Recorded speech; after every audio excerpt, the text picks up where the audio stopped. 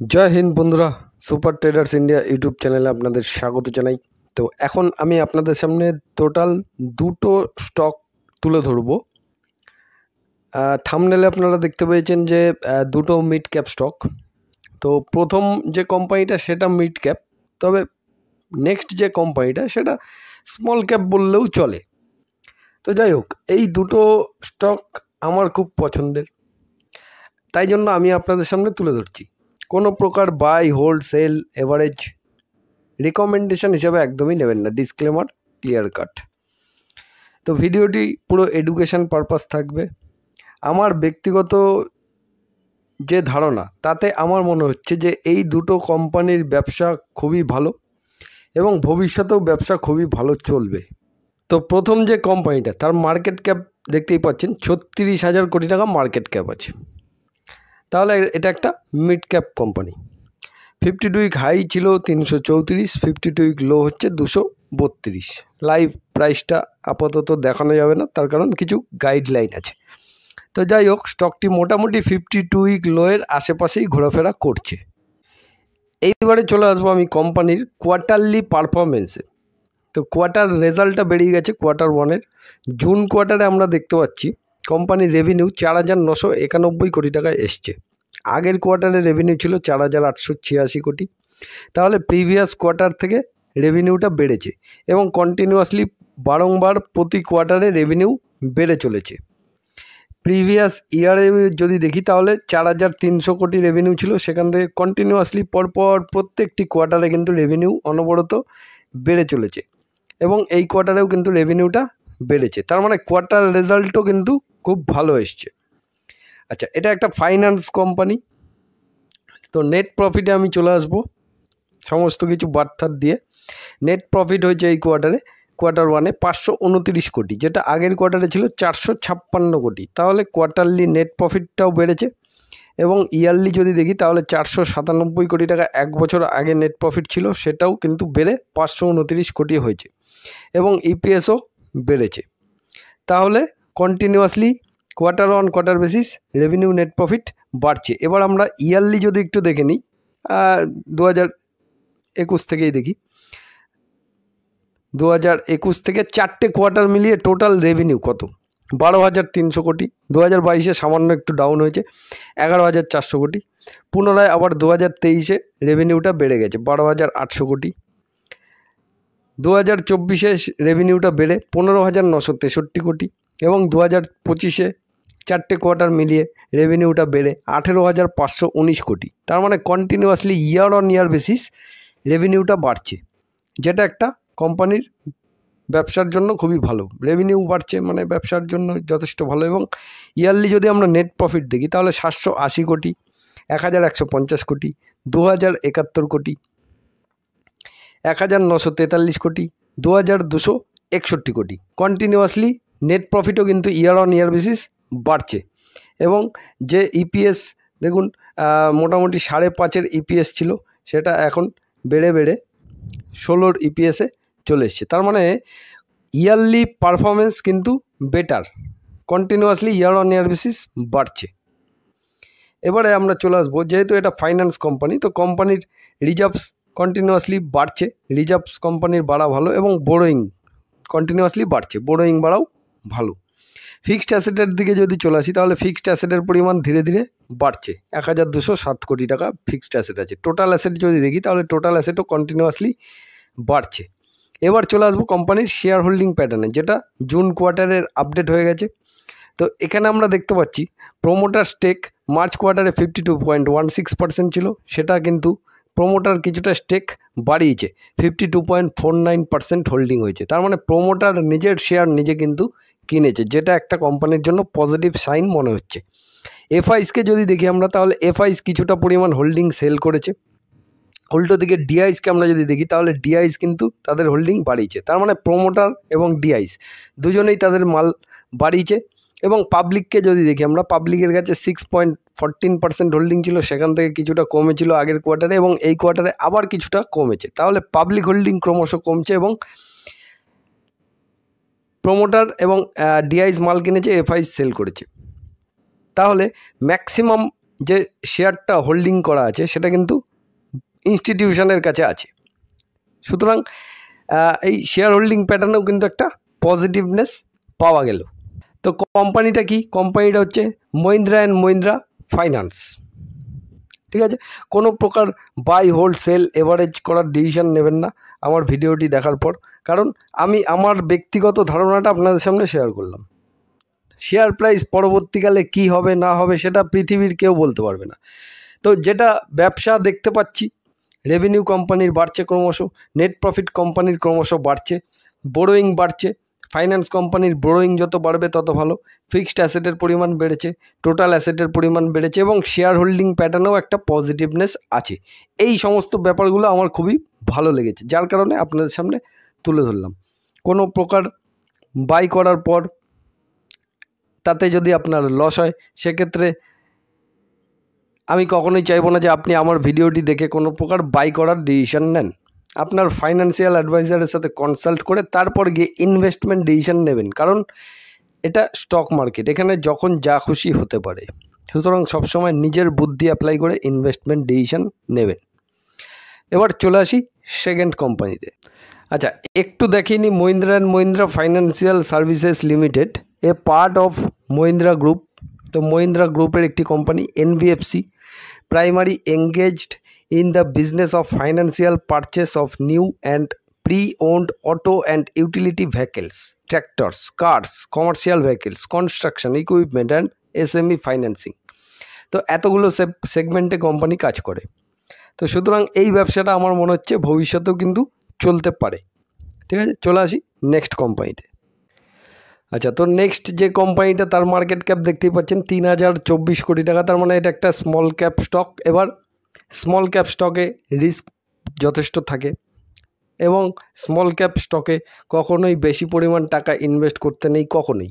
ঠিক আছে, আমি জাস্ট এই স্টকটির কথা বলছি না, আপনি যে কোনো স্মল ক্যাপেই ইনভেস্ট করবেন না কেন, সেখানে কিন্তু কখনোই বেশি টাকা কখনোই ইনভেস্ট করবেন না, কারণ স্মল ক্যাপ কোম্পানিগুলো হচ্ছে ছোট কোম্পানি। তো ছোট কোম্পানি কন্টিনিউয়াসলি যদি ঠিকঠাকভাবে অর্ডার না পায়, তাদের যদি কম্পিটিশন থাকে, সেক্ষেত্রে কিন্তু সেই কোম্পানি ভবিষ্যতে প্রবলেমে পড়তে পারে। সুতরাং সেখানে অনেকটা রিস্ক থাকে। তো সেই রিস্কটাকে কমানোর জন্য কিন্তু কম টাকা ইনভেস্ট করা উচিত। সব সময় রাইট কোম্পানি, বড় বড় কোম্পানি, মানে আপনার টাকা যদি আপনি সুরক্ষিত রাখতে চান, তবে কিন্তু সবসময় ব্র্যান্ডেড যে সমস্ত কোম্পানি আপনার চোখের চারিপাশে দেখছেন, সেখানেই ইনভেস্টমেন্ট করবেন। এবং যারা রিস্ক নিতে চান, অনেক দিন ধরে স্টক মার্কেটের নলেজ আছে, তারা কিছুটা রিস্ক নেন। তো সুতরাং সেক্ষেত্রে তবুও তাদের ক্যাপিটালের কিন্তু অনেক কম পরিমাণ একটা অংশ কিন্তু তারা রিস্ক নিয়ে থাকেন। কিন্তু যারা নতুন আছেন, স্টক মার্কেটে সবেমাত্র নতুন এসছেন, তারা সবসময় ভাবে যে আমি একটা ছোট কোম্পানিতে ইনভেস্ট করলে আমি একটা বড় অ্যামাউন্ট পেয়ে যাব, খুব তাড়াতাড়ি আমার টাকাটা গ্রো করবে। কিন্তু প্রপার নলেজ না থাকলে কিন্তু এই জিনিসটা হবে না। সুতরাং আপনাকে আগে প্রপার নলেজ গেইন করতে হবে। আশা করি ব্যাপারটা বোঝাতে পারলাম। এবার স্মল ক্যাপ স্টকে প্রচুর ভলিটালিটি হয়, প্রচুর ওঠানামা চলে। আপাতত এই যে কোম্পানিটা 3000 কোটি টাকা মার্কেট ক্যাপ আছে এবং এর 52 উইক হাই যেটা আছে 258 এবং 52 উইক লো হচ্ছে 135। তো এখন স্টকটি প্রায় 52 উইক হাইয়ের কাছাকাছি আছে এবং সেটা থাকারও কথা, এবং 5 বছরে কিন্তু দারুণ একটা রিটার্নও দিয়েছে। কোম্পানির বিজনেসটা খুবই ভালো এবং কোয়ার্টার ওয়ান কোয়ার্টার বেসিস রেভিনিউটা একটু আপ ডাউন চলে, কিন্তু ইয়ার অন ইয়ার বেসিস রেভিনিউ কিন্তু ক্রমশ বাড়ছে, যেটা আমি দেখাচ্ছি। তো দেখুন, জুন কোয়ার্টারের রেজাল্টটাও এসে গেছে। তো জুন কোয়ার্টারে কোম্পানির রেভিনিউ এসেছে 852 কোটি, যেটা আগের কোয়ার্টারে ছিল 918 কোটি, এবং এই 800-900 কোটির রেঞ্জের মধ্যেই কিন্তু রেভিনিউটা ঘোরাফেরা করছে আপাতত। প্রিভিয়াস ইয়ারে যদি দেখি তাহলে সেখানে 700 রেঞ্জের মধ্যে ছিল, 758 কোটি। তো ইয়ারলি বেড়েছে, কোয়ার্টারলি সামান্য পরিমাণ ডাউন। কিন্তু নেট প্রফিটের দিকে যদি চলে আসি আমরা, তাহলে নেট প্রফিট 26 কোটি ছিল, সেটা বেড়ে 28 কোটি টাকা হয়েছে। এবং প্রিভিয়াস ইয়ারে যদি দেখি তাহলে 27 কোটি টাকার নেট প্রফিট ছিল, 27 কোটির নেট প্রফিট 28 কোটি হয়েছে। তাহলে ইয়ারলি কোয়ার্টারলি দুদিকেই বেড়েছে। কিন্তু যেহেতু স্মল ক্যাপ কোম্পানি, সুতরাং আমরা ইয়ারলি হিসাবটা দেখব।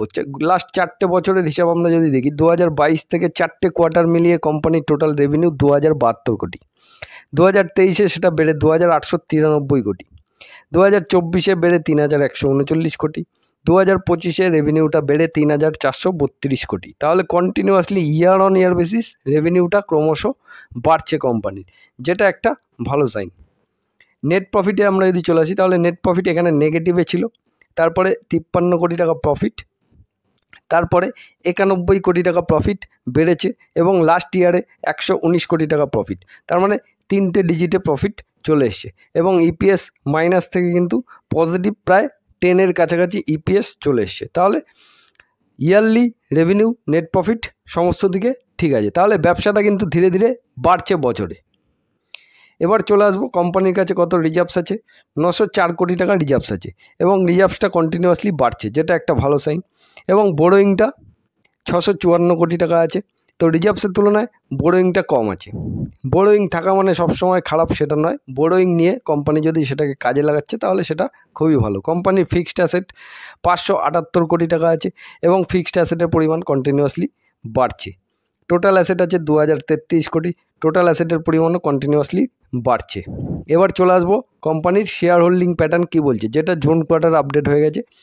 তো জুন কোয়ার্টার আমরা দেখতে পাচ্ছি প্রোমোটার স্টেক যা ছিল তাই আছে। এফআইজের হোল্ডিং কিছুটা বেড়েছে, ডিআইজের হোল্ডিং সামান্য পরিমাণ কমেছে, এবং পাবলিকের কাছে হোল্ডিং আছে 41%। তার মানে এক্ষেত্রে এই কোম্পানিতে আপনাকে একটু বুদ্ধি খাটাতে হবে। কেন? কারণ এই কোম্পানির যে ব্যবসা, সেই ব্যবসাটা ভবিষ্যতে যদি গ্রো হয় এবং ভবিষ্যতে ব্যবসাটা খুব সুন্দরভাবে এগিয়ে নিয়ে যায়, তাহলে এই যে পাবলিক হোল্ডিংটা আছে, তো পাবলিক হোল্ডিং থেকে এফআইস এবং ডিআইস যখন ইন্টারেস্ট দেখাবে তখন কিন্তু পাবলিকের কাছ থেকেই মাল নেওয়া হবে। তো সেক্ষেত্রে তখন ধীরে ধীরে, মানে আমি জাস্ট এই স্টকটির কথা বলছি না, যে কোনো স্মল ক্যাপেই পাবলিক হোল্ডিং যেখানে বেশি থাকবে সেই কোম্পানিটা যদি অনবরত উন্নত করতে থাকে, তো সেখানে যদি এফআইস ডিআইস ইন্টারেস্ট দেখায় তাহলে কিন্তু এফআইস ডিআইস ধীরে ধীরে তাদের হোল্ডিং বাড়াতে থাকবে এবং পাবলিক হোল্ডিং সেখান থেকে কমতে থাকবে। সুতরাং ভবিষ্যতে যদি এফআইস ডিআইস ইন্টারেস্ট দেখায় তাহলে স্টকটিতে ডিম্যান্ড বাড়বে। এবার একটা স্টকে যখনই ডিম্যান্ড বাড়ে তখন কিন্তু সেই স্টকের শেয়ার প্রাইস ঊর্ধ্বমুখী হয়। ঠিক আছে, আশা করি বোঝাতে পারলাম। এবার এইগুলো নিয়ে ডিটেলসে আলোচনা, কিভাবে কি করা যায় না করা যায় সমস্ত কিছু মেম্বারশিপে করা আছে, চ্যানেলে দেখবেন একটা মেম্বারশিপ করা আছে।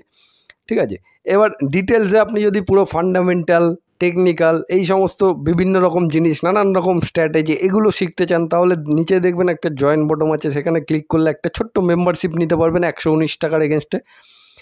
তো সেটা নিতে পারলে সেখানে আমার কিছু কিছু ভিডিও করা আছে এবং পরবর্তীকালে আরও ভিডিও করব। সেখানে কিন্তু আপনি জানতে পেরে যাবেন কিভাবে কি করতে হয় না করতে হয়, সমস্ত ডিটেলসে আলোচনা করা আছে, খুব সুন্দরভাবে পরিষ্কার করে ডিটেলসে বোঝানো আছে, খুব সহজেই বুঝতে পারবেন। অনেকেই নিয়েছে, ঠিক আছে, তারা কন্টিনিউয়াসলি দেখছে এবং তারা কিন্তু ধীরে ধীরে, তাদের মধ্যে প্রচুর মানুষ আছেন যারা নতুন, তারা কিন্তু এখন অনেকটা স্মার্ট, নিজেদেরকে স্মার্ট করে তুলেছে। তো যাই হোক, সুবিধার জন্য করা আছে, আপনি চাইলে নিতে পারেন, না চাইলে নাও নিতে পারেন, কোনো সমস্যা নেই। তো এই হচ্ছে টোটাল কোম্পানির যে ফান্ডামেন্টাল দেখলাম, তাতে দেখলাম কোম্পানির রেভিনিউ, নেট প্রফিট ক্রমশ বাড়ছে, রিজার্ভস, বোরোয়িংয়ের ব্যাপারটা ঠিক আছে, এবং শেয়ার হোল্ডিং প্যাটার্নটা আমি একটু ডিটেলসে বুঝিয়ে দেওয়ার চেষ্টা করলাম। তো যাই হোক, এবার কোম্পানিটা কি ব্যবসা করে একটু ছোট্ট করে যদি বলি, কোম্পানিটা হচ্ছে পরাগ মিল্ক। ঠিক আছে, পরাগ মিল্ক, এই কোম্পানিটা 1992 সাল থেকে ব্যবসা করছে। ঠিক আছে, mister Devendra Shah involved in the development of promotion of 100% fresh cow milk and milk products under international brand names with a diverse portfolio in over 10 products categories. এছাড়া কোম্পানির টোটাল ডিটেলস আপনি এখানে পেয়ে যাবেন। এখানে রিড মোর অপশানের মধ্যে ক্লিক করলেই আপনি পেয়ে যাবেন। তো মার্কেটের কোম্পানি লিডারশিপ কত পার্সেন্ট মার্কেট শেয়ার রাখে কোম্পানি, 35% মার্কেট শেয়ার রাখে কোম্পানি। ঠিক আছে, তো এই গোবর্ধন ঘি কোম্পানির প্রোডাক্ট 22% মার্কেট শেয়ার রাখে। এই রকম প্রচুর জিনিস আছে যেগুলো আপনারা কিন্তু দেখতে পারবেন। ঠিক আছে, আমি এর আগেও আলোচনা করেছি। রেভিনিউ যদি দেখি তাহলে কাউ মিল্ক প্রোডাক্টস থেকে 57% রেভিনিউ আসে, লিকুইড মিল্ক থেকে 10% রেভিনিউ আসে।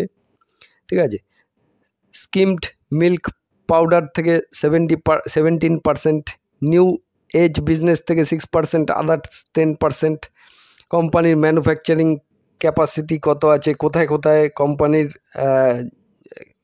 মানে প্ল্যান্ট আছে, সমস্ত কিছু দেখতে পারবেন। ঠিক আছে, এগুলো নিয়ে আর ডিটেলসে আর যাচ্ছি না, আমার আগেই বোঝানো আছে। তো যাই হোক, এই হচ্ছে টোটাল দুটো কোম্পানি আপনাদের সামনে তুলে ধরলাম, আমার খুব পছন্দের দুটো কোম্পানি। কোনো প্রকার, আবার একবার ডিসক্লেমার ক্লিয়ার কাট, কোনো প্রকার বাই হোল্ড সেল এভারেজ করার ডিসিশন নেবেন না আমার ভিডিওটি দেখার পর। ভিডিওটি সম্পূর্ণ এডুকেশন পারপাস ছিল। আপনি স্টাডি করতে পারেন, কোম্পানিগুলোকে নিয়ে স্টাডি করবেন, যদি আপনার পছন্দ হয় তারপর নিজের বুদ্ধি অ্যাপ্লাই করে তখনই ইনভেস্টমেন্ট ডিসিশন নেবেন। আমার কথা শুনে কখনোই ইনভেস্টমেন্ট ডিসিশন নেবেন না, যেটা আমি প্রতিটা ভিডিওতেই বলে থাকি। আমার কথা কেন, যে কোনো কারোর ভিডিওই আপনি দেখছেন, কারোর কথা শুনে কখনো ইনভেস্টমেন্ট ডিসিশন নেবেন না, সেটা সম্পূর্ণ আপনার নিজস্ব বুদ্ধি অ্যাপ্লাই করেই নেবেন। তো ভিডিওটি কেমন লাগলো জানাবেন, ভিডিওটি ভালো লাগলে লাইক কমেন্ট শেয়ার করবেন। ঠিক আছে, যারা চ্যানেলে নতুন আছেন চ্যানেলটি সাবস্ক্রাইব করে পাশে থাকা বেল আইকনটি প্রেস করে দেবেন, আমি যখনই ভিডিও দেবো আপনার কাছে নোটিফিকেশান পৌঁছে যাবে। রেজাল্টের ভিডিও আছে, রেজাল্ট অনেকগুলো আছে, রেজাল্টগুলো সমস্ত আপডেট হয়ে গেলে আমি ভিডিওটা দিয়ে দেবো। ততক্ষণের জন্য জয় হিন্দ, বন্দে মাতরম, সবাই ভালো থাকবেন, সুস্থ থাকবেন।